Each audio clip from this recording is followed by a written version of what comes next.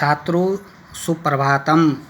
आज हम आपको प्रथमः पाठः पढ़ाएंगे जिसका नाम है सुभाषितानि। सुभाषित शब्द सु तथा भाषित इन दो शब्दों के मेल से उत्पन्न होता है। सु का अर्थ सुंदर मधुर तथा भाषित का अर्थ वचन है। इस तरह सुभाषित का अर्थ सुंदर मधुर वचन है। प्रस्तुत पाठ में सूक्त मंजरी, नीति शतकम, मनुस्मृति, शिशुपाल वधकम, पंचतंत्रम से रोचक और विचारपरक श्लोकों को संग्रहित किया गया है। तो यहाँ पर बच्चों मैं श्लोक पढ़ाऊँगा और इनका अर्थ भी बताऊँगा। गुणा गुणगेषु गुणा भवन्ति ते निर्गुणं प्राप्य भवन्ति दोषा।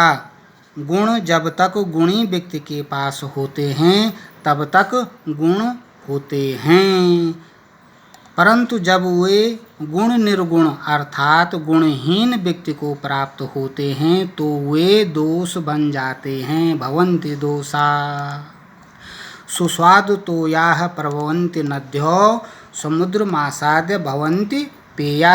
जैसे स्वादिष्ट जल वाली नदियाँ बहती हुई समुद्र से मिलते ही अपेय हो जाती हैं।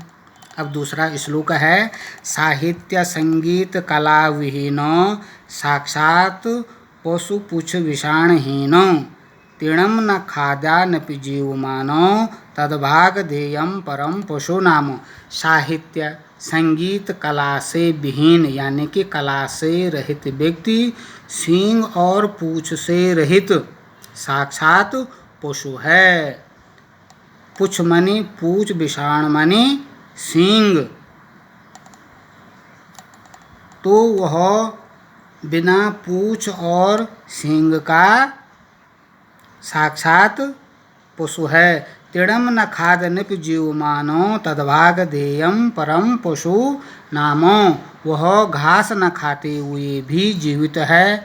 यह उन पशुओं के लिए परम सौभाग्य की बात है।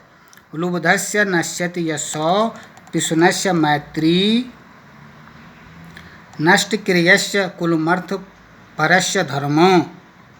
लोभी का यश, चुगलखोर की मित्रता, निकम्मे का वंश, धन के लोभी व्यक्ति का धर्म, विद्याफलम व्यसनिनो कृपणस्य सौख्यम राज्यम प्रमत्त सचिवस्य नराधिपस्यो। व्यसनिनो यानी कि बुरी लत वाले व्यक्ति की विद्या, कंजूस का सुख और आलसी मंत्रियों वाले राजा का राज्य नष्ट हो जाता है। इसके बाद है पीत्वा रसम तु कटुकम मधुरम समानम माधुर्यमेव जनयेन मधुमक्षिकासौ। यह मधुमक्खी कड़वा और मीठा रस समान रूप से पीकर मधुर रस का ही निर्माण करती है।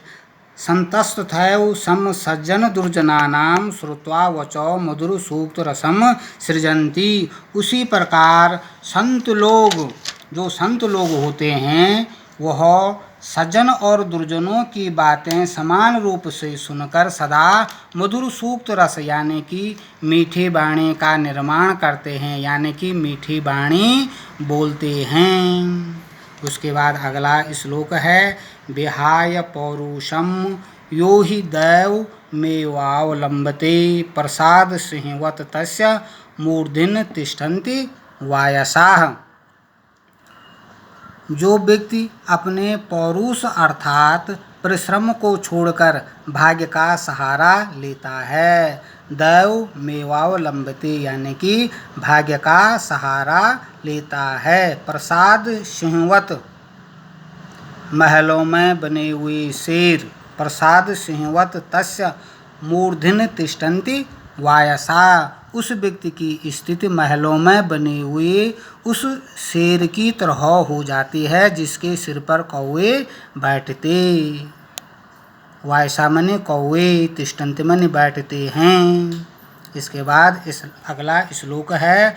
पुष्प पत्र फल छाया मूल वलकल दारुभिः धन्या रूहाः येषां विमुख यान्ति नार्थिनो। फूल, पत्ते, फल, छाया, जड़, छाल, लकड़ी आदि से युक्त पेड़ धन्य है। धन्या महीरुहा मनि पेड़, वह पेड़ धन्य है। ये शाम विमुख यान्ति नार्थिनो, वह धन्य क्यों है? जिनके कारण याचक कभी भी उनसे विमुख यानी कि निराश नहीं होते हैं। अर्थात पेड़ों के पास देने के लिए सब कुछ है, वे कभी भी याचक को खाली हाथ नहीं लौटाते हैं।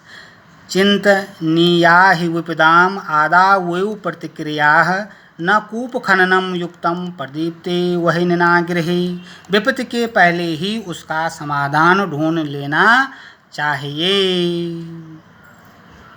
विपत्ति आने के बाद उसका समाधान ढूंढना उसी प्रकार अनुचित है। कैसे अनुचित है? जैसे घर में आग लगने के बाद कुआं खोदना। न कूप खननम युक्तम प्रदीप्ते वही नागृहे।